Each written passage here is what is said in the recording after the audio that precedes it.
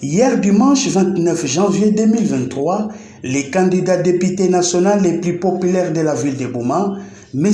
Anissé Nzaoumbwangi, au cadre du parti politique AADC que dirige M. André Nkonte Mavungu au Congo central, étaient en tournée dans la ville pour visiter ses bases installées au camp Onatra et à Mbangu. C'est à 16h30 heure locale que ce futur député national, accompagné de ses proches collaborateurs, va fouler les sols du camp Onatra, où il était accueilli comme un roi, à l'exemple du Fils de Dieu qui faisait son entrée à Jérusalem.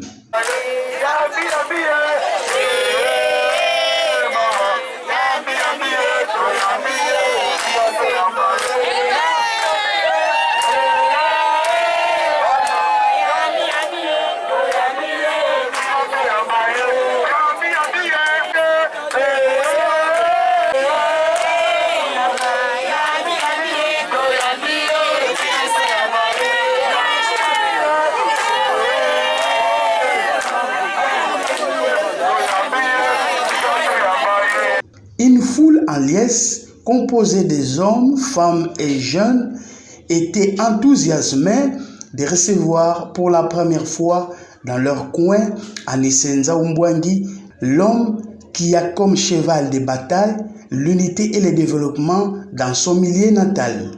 Prenant la parole, ce fils du terroir a tout d'abord remercié la population de ces coins de la ville pour l'accueil chaleureux lui réservé, tout en les invitant à s'enrôler massivement afin non seulement d'augmenter le nombre de sièges au niveau des assemblées, mais aussi donner la majorité parlementaire au chef de l'État parce qu'il en a besoin pour bien gérer le pays.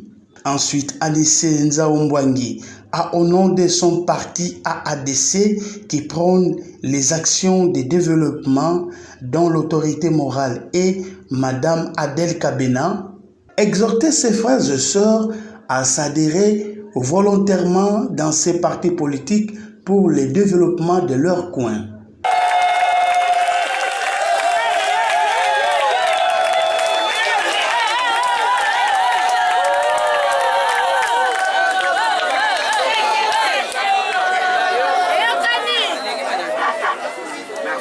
Bana Boma oye.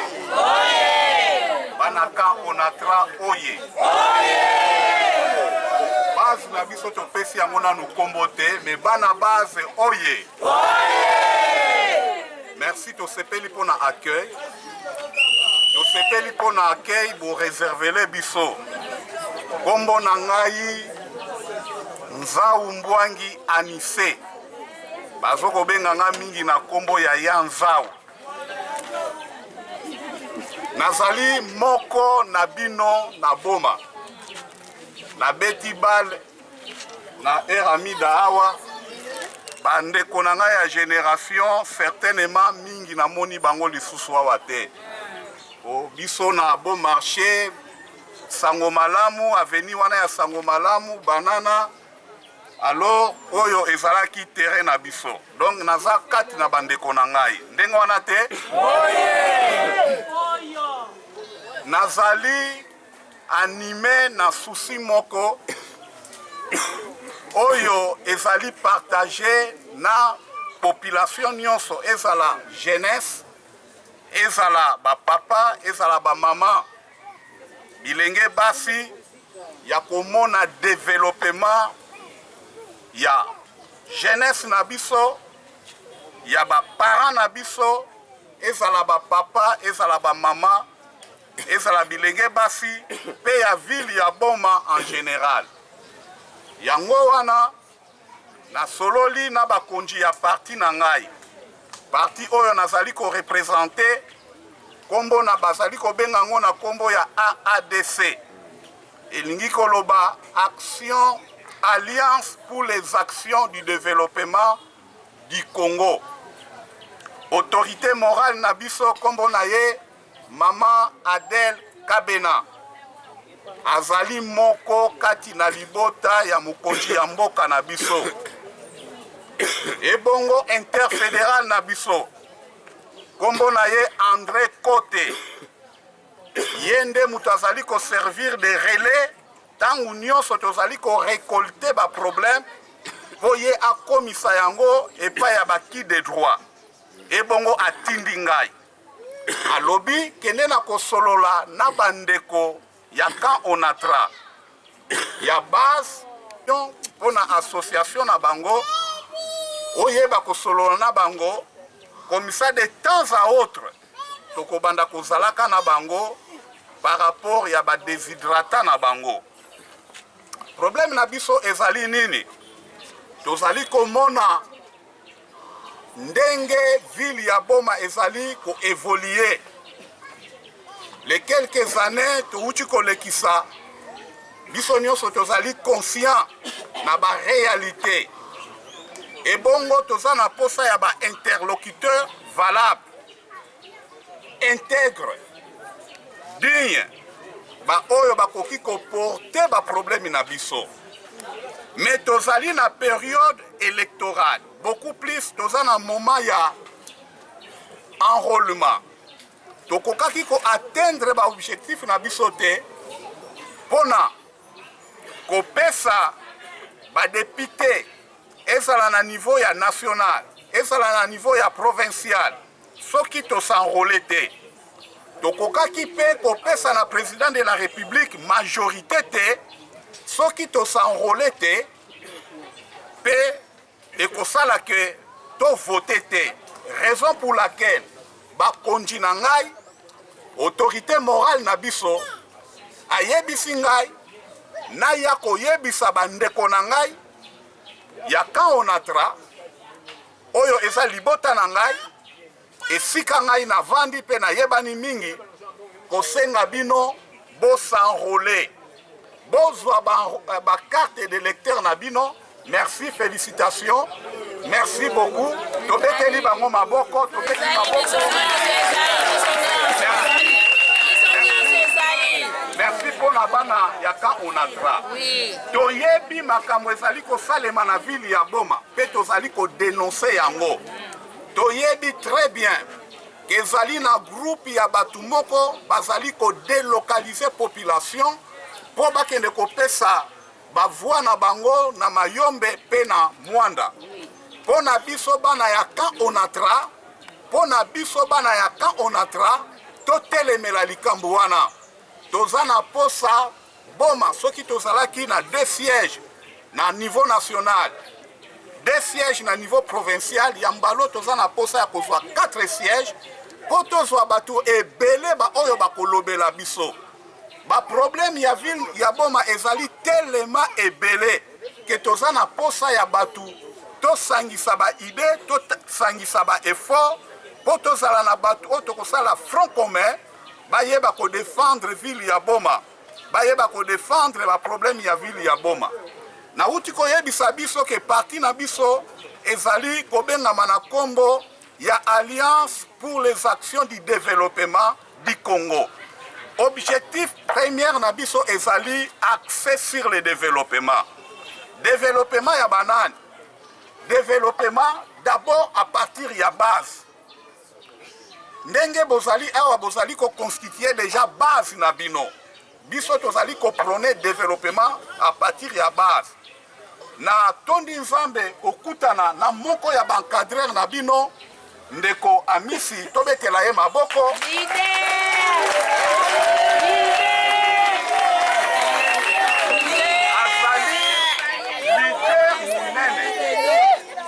Azali leader munene oyo bino bozali koyokela.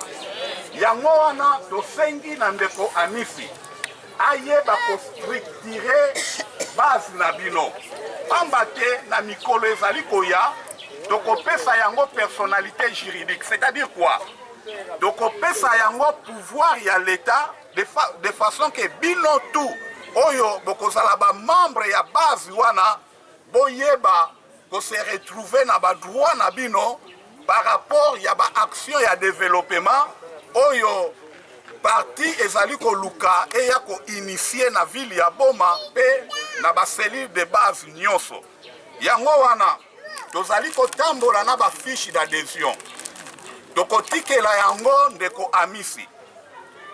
zwa komama na fiche d'adhésion zongisela ye au moment opportun par rapport ya nombre tokoconstituye soki toatteindre seuil wana tokosala mikanda po base na bino ezala reconnu légalement pe tobanda komene ensemble na bino ba action.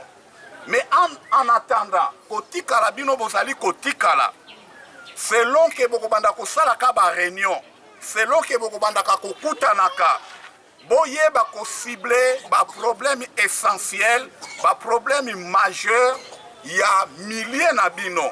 Bongo biso toko travailler sur base ya ba problème oyo bino moko boko memela biso. Totondi bino botondi.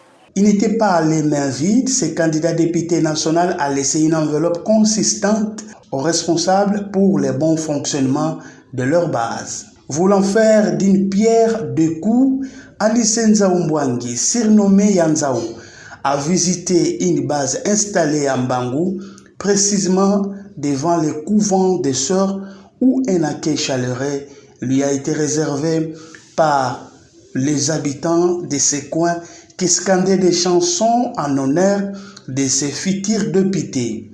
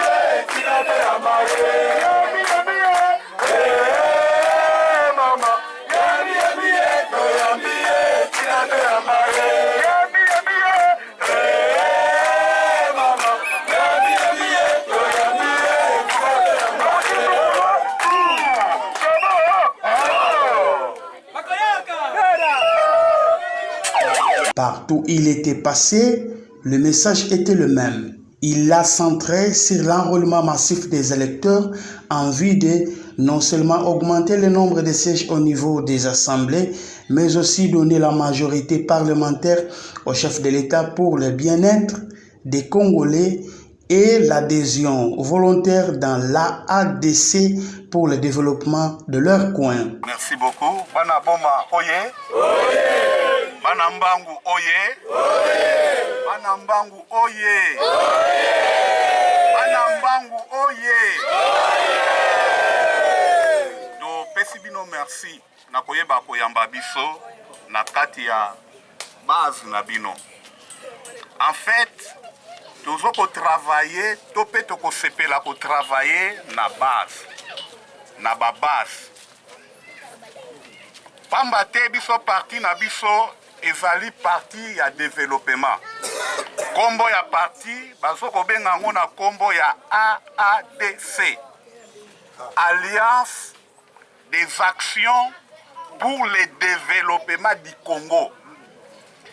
Et bongo ba développement oyo tozo ko lobela ezali mingi développement na niveau ya base. C'est-à-dire ndenge bozali organisé, ndenge bovandi awa. Bozoko constituer déjà base mobimba to pe association na bino. Yango wana to solola ki na bakonji ya parti. autorité morale na biso kombo na ye Mama Adèle Kabena. Azali moko ya bandeko ya mokonzi ya mboka. Bongo ye apesaki confiance na président interfédéral na biso kombo na ye André Kote. Yende mutu atindi biso ngai na équipe na ngai nyonso mobimba. Biso parti na biso eza beaucoup plus pour na ba action ya développement. Ba développement ya Congo en général, pe ya ba ville, pe ya ba quartier, lokola bino lolenge bovandi awa. Na yebisaki bino bakonzi batindi ngai. Bakonzi toye na ndenge na biso moko te, bakonzi na biso nde batindi biso. Babi kende na kosolola na bandeko. Mama Adèle Kabena, Papa André Kote, balobi que na pesa bino mbote mingi po na confiance oyo bopesi biso. Prochainement, bosala nyonso, association na bino, base na bino, bo structurer yango. C'est-à-dire quoi? Bopesa yango caractère juridique. De telle façon, bino nyonso boza na kati ya association wana boyebana. Pe ba droit na bino au moment opportun boyeba ko réclamer yango. Toko senga na bakonzi ya base na bino, toko tindela bino ba fiche d'adhésion prochainement. Toko remettre yango mutu na mutu akomama azala na fiche na ye. Comme ça, biso na niveau ya parti, na bakonzi na biso, toko yeba bino en cas de problème à partir ya ba fiche oyo na kombo na yo oyo ekoti na kati ya parti. Toza ko prôner ba action ya développement. Bo tikala, lolenge bozali ko tikala awa. Bo yeba ko réfléchir soki lobby tokokaki ko soutenir base na bino, ko soutenir association na bino, apport na biso ekokaki ko zala nini. Esengeli bozala na batu ya mayele.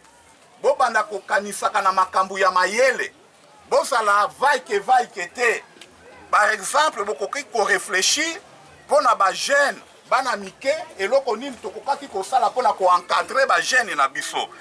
Yango wana bo vandi sa base oyo. Tozali ko compter na base oyo. Tolingi ko yoka te pe ko mona te ke na base ya mbangu ya kote oyo boko pesa yango kombo tango boko sala structure na bino. Tolingi ko yoka te ke na base ya mbangu ya kote oyo toye ba jeune garçon bazala désœuvré par exemple, ba jeune fille bazala désœuvré par exemple. Botikala bo s'organiser. Bolingo oyo esangisi bino bolata yango, bokangama na bolingo wana po elongo bino nyonso bobanda ko réfléchir nini yango bokokaki kosala lobby. Bongo biso parti tokozala wana tozana bato mayele oyo bakobanda kosala ba étude ya ba koyeba ndenge nini ya ko encadrer bino. Mais poto koma na niveau wana maponami ezali koya. Biso nyonso tosengeli to voter. Mais tokoki ko voter te soki tozana ba carte de lecteur te. Yango wana bakonzi batindi ngai bayebisi ngai boye kende na koyebisa bango bango nyonso bazwa ba carte de lecteur bakende ko s'enrôler. Lolenge bovandi yawa mutu na mutu azana mutu na sima na ye, peut-être maman na ye, peut-être mwasi na ye, peut-être tata ndeko boyebisa ba oyo bazuna nu ba carte de lecteur te bakende bazwa ba carte de lecteur. Comme il a fait au camp Onatra, cet homme de bonne volonté a laissé là aussi une enveloppe consistante qui va leur permettre de résoudre quelques problèmes lui soumis. C'était une démonstration pour ces leaders qui s'est déjà lancé à la bataille. Au terme de cette tournée, Anissé Nzaou Mbwangi était face à la presse locale. Honorable Anissé Nzaou, bonsoir. Bonsoir. Ce dimanche 29 janvier, vous venez d'effectuer une tournée à travers la ville où vous avez visité quelques bases.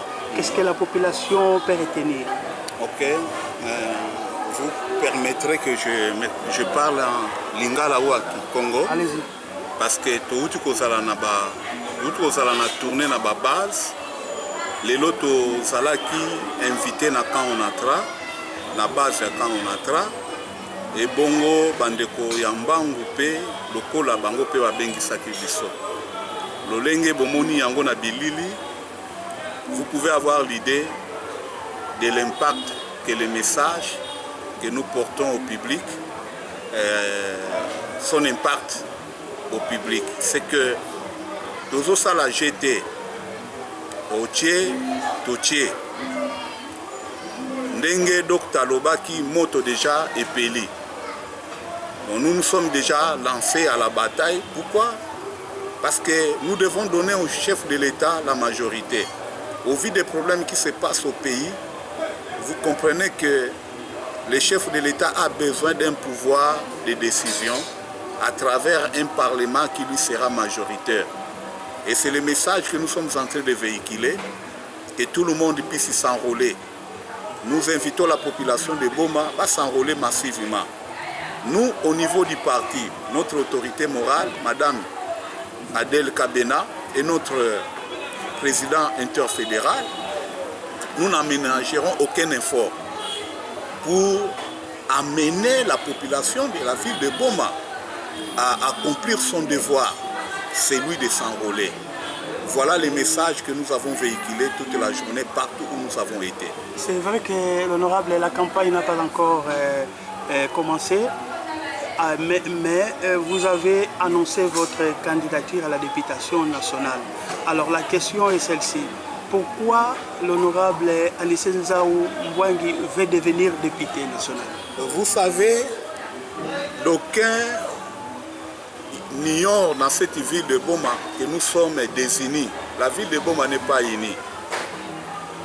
Et je pense que notre mandature pouvait apporter l'unité dans la ville de Boma. Parce que dès par la philosophie de notre parti politique, qui prône le développement, nous comptons travailler dans les bases et avec les bases. C'est-à-dire partout où nous passons, pour nous ça constitue déjà une association. Et nous allons travailler avec ces bases-là comme des associations. Raison pour laquelle les messages que nous leur avons apportés, qu'ils fassent un effort de se structurer, afin qu'ils aient tous une personnalité juridique. Pour que demain, la population se retrouve à travers ces associations-là. Donc, on ne tombera pas dans des structures qui ne sont pas organisées. C'est ça l'unité que nous voulons pour la ville de Boma. Si toute la ville pouvait s'organiser, nous pouvons arriver à inculquer à la population cette philosophie d'association, d'organisation. Moi, je pense qu'il y aura moins de problèmes dans la ville de Boma. Les responsables de l'ADC doivent continuer à avoir confiance en ces candidats qui ne cessent d'amener beaucoup de membres dans ces partis politiques nouvellement implantés en RDC. Les rendez-vous est pris pour la fois prochaine.